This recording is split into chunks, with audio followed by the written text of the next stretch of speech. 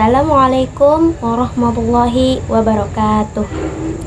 Perkenalkan, nama saya Khairunisa. Saya dari Program Studi Pendidikan Agama Islam semester 1.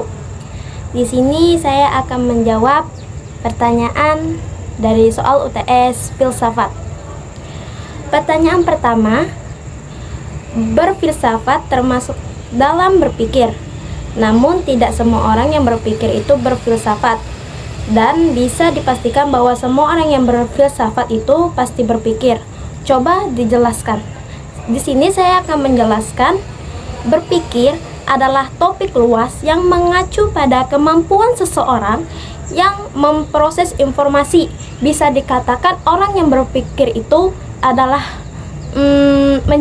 mengumpulkan dan memproses semua informasi dari tiap orang atau tiap pemahaman seseorang. Dan di sini sedangkan berfilsafat itu adalah jenis pemikiran yang melibatkan penggunaan konsep yang prinsip filosofis untuk menganalisis dalam memahami dunia. Nah, perbedaannya filsafat dan berpikir ini hampir sama, cuman perbedaannya terdapat. Berpikir itu adalah memproses informasi, sedangkan berfilsafat itu adalah memahami prinsip filosofis untuk menganalisis dan memahami dunia di sekitar kita. Ya, selanjutnya adalah pertanyaan kedua. Pada perkuliahan, Anda telah mempelajari sejarah filsafat. Coba deskripsikan sejarah filsafat serta dengan identifikasi pemikirnya.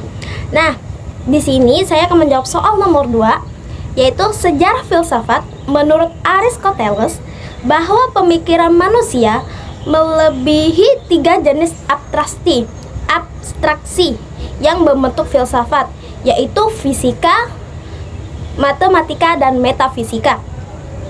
Filsafat pertama dalam pandangan Aristoteles dapat diartikan menjadi 2 pandangan.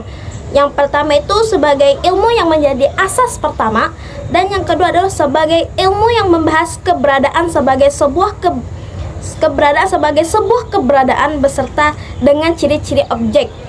Nah, Aristoteles meyakini bahwa setiap aspek kehidupan manusia dapat dijadikan objek pemikiran dalam analisasi. Artinya setiap pemikiran kita bisa dijadikan sebuah objek analisasi yang bisa mengacu kepada pemikiran yang tidak hanya mengacu pada satu pemikiran. Dan selanjutnya adalah pertanyaan yang ketiga, mengapa pendidikan membutuhkan filsafat? Ruang lingkup pendidikan yang mana saja yang menjadi pembahasan filsafat? Di sini jawaban yang nomor 3 adalah filsafat pendidikan membahas tentang pandangan hidup dan nilai-nilai yang ingin dicapai dalam sistem pendidikan. Jadi bisa dikatakan bahwa filsafat pendidikan ini gunanya untuk membahas setiap pandangan kita, terutama kita sebagai seorang guru maupun dosen, itu memiliki pemandangan atau pemahaman lebih kepada materi yang kita pahami. Nah,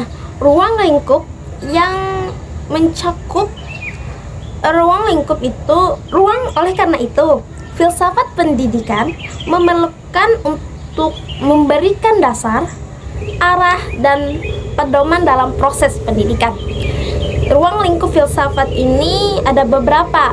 Yang pertama itu mengusulkan secara tegas sifat hakikat pendidikan. Yang kedua, tujuan dan cita-cita. Ketiga, interpretasi tentang sifat manusia. Yang keempat, nilai-nilai pendidikan. Dan yang kelima adalah teori pengetahuan dan lain-lain. Dan soal nomor 4, yaitu bagaimana manfaat filsafat bagi guru pendidikan agama Islam.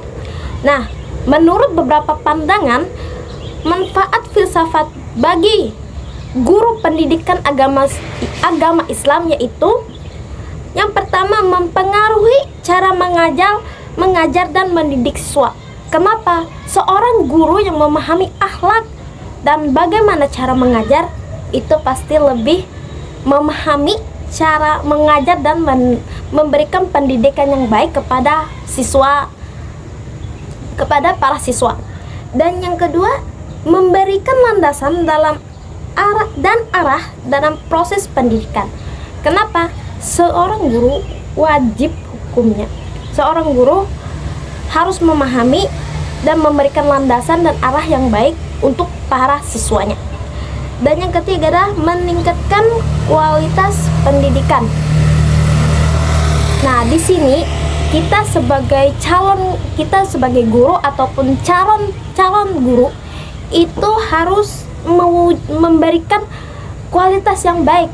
Mungkin kita dulu hanya mendapatkan kualitas yang segini, lebih baiknya di masa yang kita akan mengajar atau apa, kita bisa memberikan pendidikan yang lebih memahami atau lebih memberikan kualitas pendidikan yang lebih baik. Dan itu gunanya untuk kebaikan dan itu lebih baiknya kepada para siswa kan nanti. Dan dengan kita memahami filsafat pendidikan, seorang guru pendidikan agama Islam dapat mengajar dan mendidik siswanya dengan baik dan benar, serta memberikan landasan dan arahan dalam proses pendidikan yang berdasarkan ajaran agama Islam. Mungkin sekian itu saja dari saya. Kurang dan lebihnya saya mohon maaf. Saya akhiri, wabillahi wal taufiq wal hidayah. Wassalamualaikum warahmatullahi wabarakatuh.